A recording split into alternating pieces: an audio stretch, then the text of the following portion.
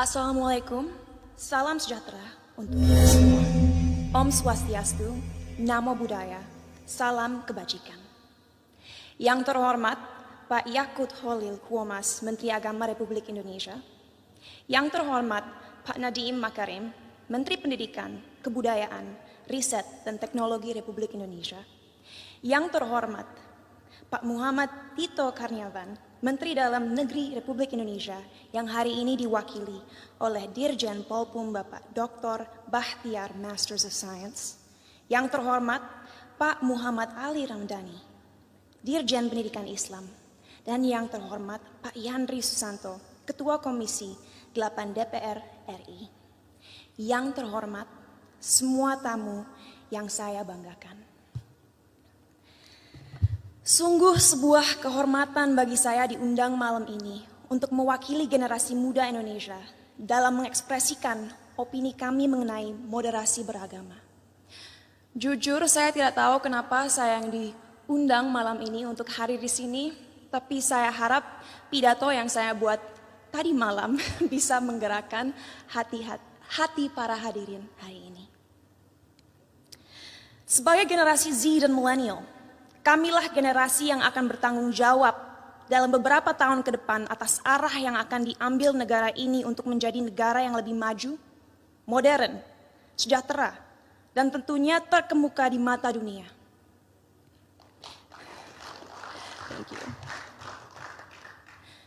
Tapi nilai-nilai apa saja yang harus kita terapkan kepada masyarakat Indonesia agar mimpi-mimpi ini bisa terrealisasi? Pada saat ini, kita dalam situasi sulit, di mana adanya polarisasi dalam opini masyarakat. Terlihat jelas bahwa adanya ketidaksepakatan tentang apa yang dibutuhkan negara ini agar bisa benar-benar menjadi kesatuan yang kuat. Dalam satu sisi, generasi muda sekarang mempunyai keinginan besar untuk mempromosikan budaya dan identitas bangsa. Kami percaya akan pentingnya untuk negara-negara di luar sana melihat potensi, keunikan, dan kehebatan negara ini.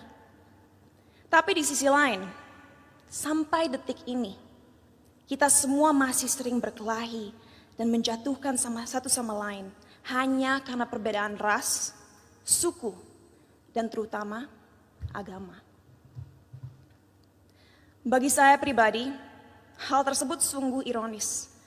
Karena bukankah pasal 1 dari Undang-Undang PNPS mengatakan bahwa adanya 6 agama utama di negara ini? Bukankah moto negara ini Bhinneka Tunggal Ika, yaitu berbeda tapi satu? Tapi mengapa walaupun dengan fondasi negara yang begitu memeluk perbedaan dan toleransi, tetap saja masih ada konflik? Apa yang membuat agama mampu membuat kita melupakan inti dari identitas bangsa ini? Sebagai lulusan psikologi dan sastra Jerman, saya dari dulu memiliki kuriositas terhadap cara berpikir manusia. Oleh karena itu, pengetahuan tersebut saya perdalam dengan mempelajari filosofi. Sampai detik ini, saya tidak akan pernah lupa akan apa yang dikatakan oleh salah satu filsafat paling berpengaruh sepanjang masa, yaitu René Descartes. Ia mengatakan, manusia adalah makhluk yang finite atau terbatas, sedangkan Tuhan adalah sosok yang infinite atau tidak terbatas. Oleh karena itu, bagaimana kita sebagai makhluk yang terbatas merasa mempunyai kemampuan untuk mengerti sesuatu yang jauh di luar kapasitas kita? Bagaimana kita sebagai makhluk yang terbatas bisa memahami esensi dari sesuatu yang tidak terbatas? Inilah salah satu akar dari masalah yang kita miliki dalam masyarakat Indonesia sekarang. Karena pemahaman yang terbatas dan pemikiran yang tidak kritis, orang-orang terjebak dalam cara berpikir di mana mereka telah memanusiakan Tuhan. Merasa memiliki hak dalam mendikte kemauan Tuhan, merasa tahu pikiran Tuhan, dan merasa berhak bertindak atas nama Tuhan. Inilah yang akhirnya seringkali berubah menjadi sifat radikal. Dalam perbincangan saya beberapa waktu lalu dengan Habib Hussein Jafar, kami berdua sepakat bahwa bahaya yang masyarakat kita alami sekarang adalah mengatasnamakan Tuhan untuk kepentingan pribadi. Menyesatkan generasi penerus bangsa dengan prinsip hidup yang sebenarnya tidak ada dalam Holy Scriptures atau kitab suci agama. Kenapa bisa seperti itu? Karena kita kurang membimbing dan memberikan masyarakat tools yang dibutuhkan agar bisa memahami sebuah ajaran dengan akal kritis.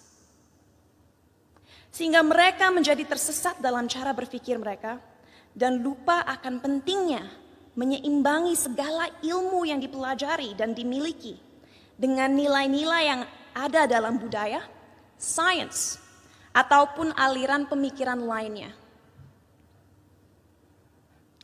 Saat saya masih bersekolah dulu, saya ingat sekali diharuskan untuk membaca kitab suci berbagai agama dari segi literatur dan juga filosofi. Sehingga saya diberikan kesempatan untuk bisa memahami keindahan setiap agama dan sadar bahwa pada akhirnya fungsi terbesar agama adalah satu,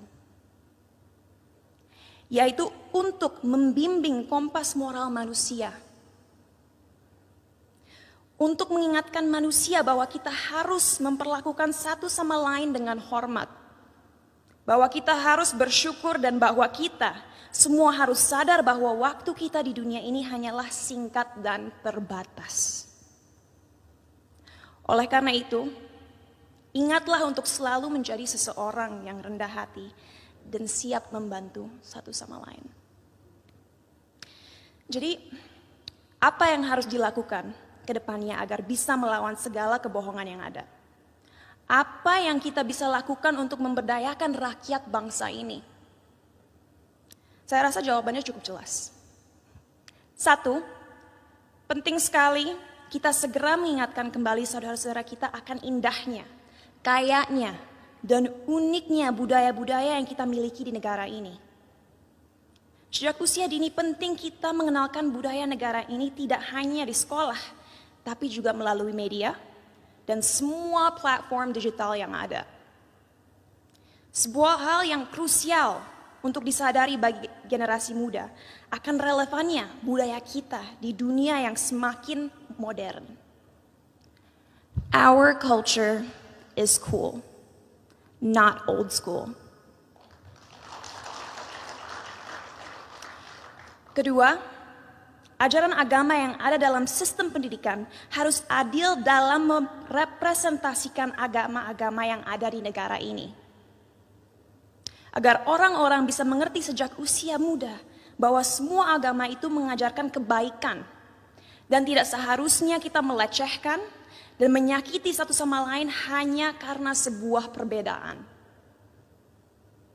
Ketiga, critical thinking, critical thinking, critical thinking. Ajarkanlah adik-adik kita untuk membaca dan mempelajari segala sesuatu dari berbagai sudut pandang. Biarkanlah mereka bertanya. Tumbuhkanlah rasa ingin tahu mereka sehingga mereka tidak mudah dipengaruhi dan dijajah pikirannya. Dan terakhir, gunakanlah teknologi yang semakin canggih sebagai alat yang dapat terus menyebarkan nilai-nilai toleransi. Agar negara ini bisa kembali menjadi Indonesia sejati.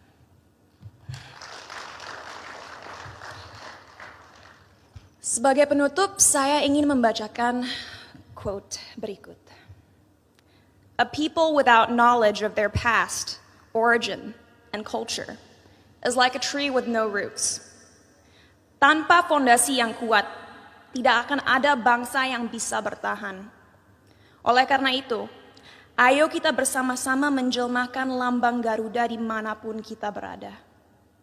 Mari kita taat dalam beragama agar menjadi manusia yang bermoral, tapi mari kita juga merangkul budaya Indonesia untuk membimbing identitas bangsa.